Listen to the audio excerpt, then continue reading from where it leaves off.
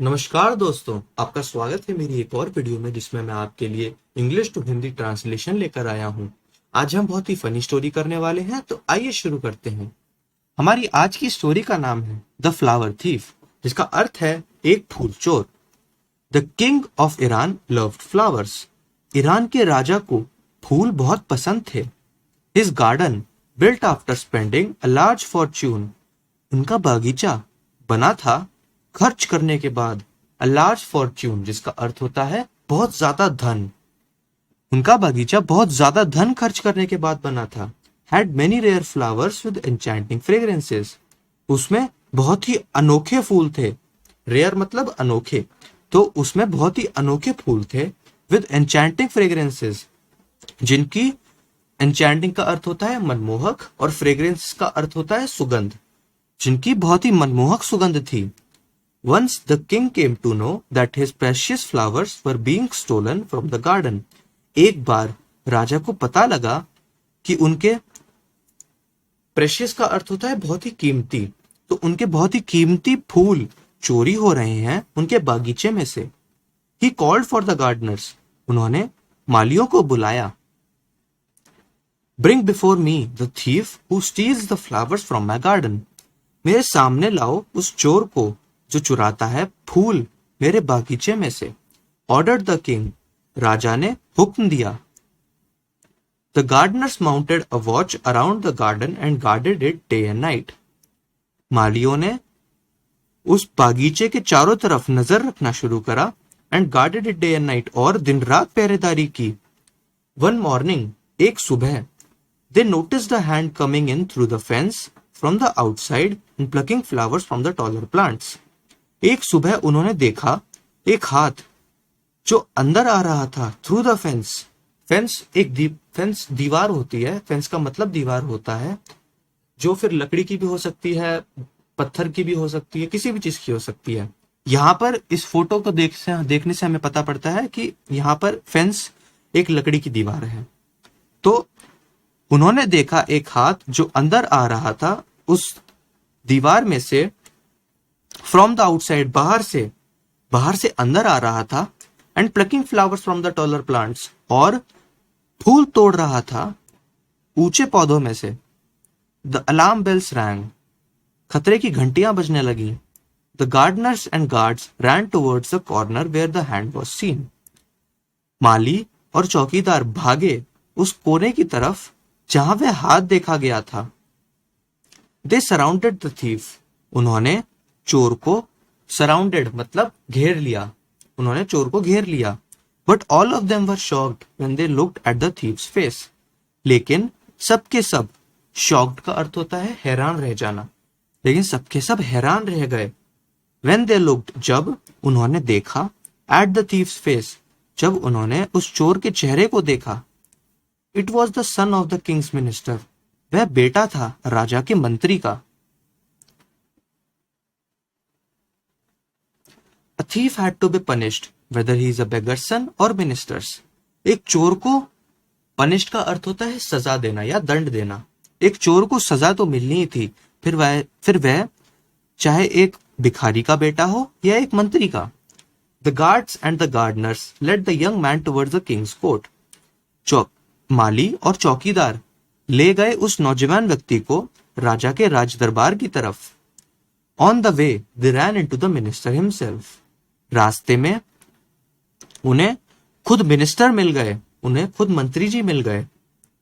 Who was on his way to the court for an important meeting with the king, जो खुद अपने रास्ते पर थे राज दरबार की तरफ बहुत ही जरूरी बातचीत के लिए राजा से।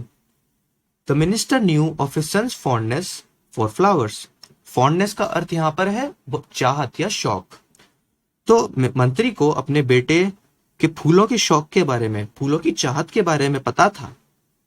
From a glance into the arrested young man's pockets, गिरफ्तार हुए नौजवान व्यक्ति की जेबों की एक झलक से ही, ग्लांस का अर्थ होता है झलक, तो एक झलक से ही the minister guessed the whole story. यहाँ गेस्ट का अर्थ है अनुमान लगा लेना, तो मंत्री ने पूरी कहानी का अनुमान लगा लिया।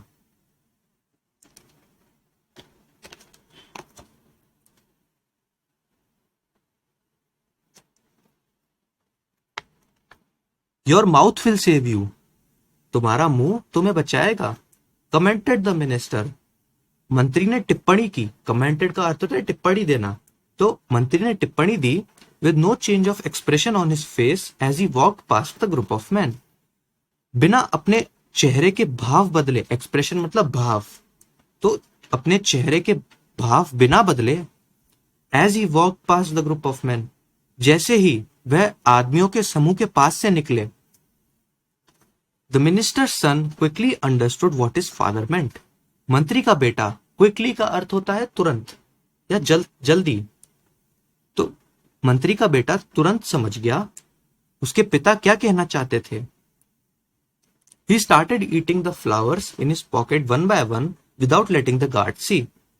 उसने शुरू कर दिया खाना फूलों को अपनी जेब में से वन बाय वन, एक एक करके, without letting the guard see, बिना चौकीदारों को दिखाए। Your majesty, we have caught the thief who used to steal the royal flowers.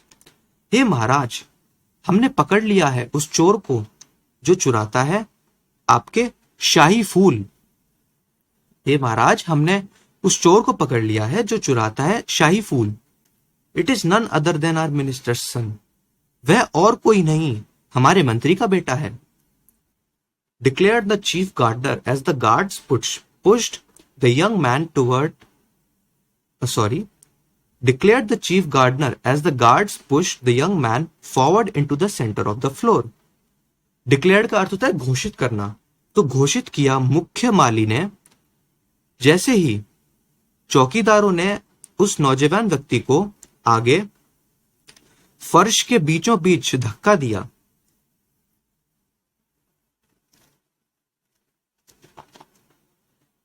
Take the flowers back from him, ordered the king, इससे फूल वापस ले लिए जाएं, राजा ने हुक्म दिया।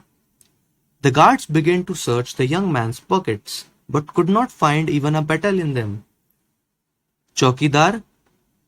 चौकीदारों ने शुरू कर दिया खोजना उस नौजवान व्यक्ति की जेबों को, but could not find even a petal in them, पर लेकिन उन्हें एक भी पंखुड़ी भी नहीं मिली। Now the minister's son faced the king, the nervous guards and gardeners beside him. अब मंत्री का बेटा राजा को देख रहा था, राजा की तरफ देख रहा था। द नर्वस गार्ड्स, नर्वस का अर्थ होता है घबराए हुए या फिर बहुत ही ज्यादा डरे हुए, तो घबराए हुए चौकीदार और माली उसके पास में थे और वह मंत्री का बेटा राजा की तरफ देख रहा था। Your majesty, I was admiring the beautiful flowers of the royal garden from the outer pavement when these men arrested me.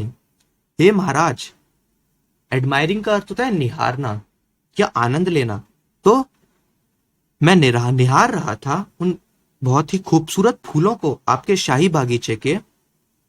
From the outer pavement, बाहर के फुटपाथ से, पेवमेंट का अर्थ होता है फुटपाथ या फिर सड़क, तो मैं बाहर से आपके शाही बागीचे के फूलों को निहार रहा था, सुंदर फूलों को निहार रहा था, जब इन आदमियों ने मुझे गिरफ्तार कर लिया। प्लीज सेव मी, कृपया मुझे बचाइए।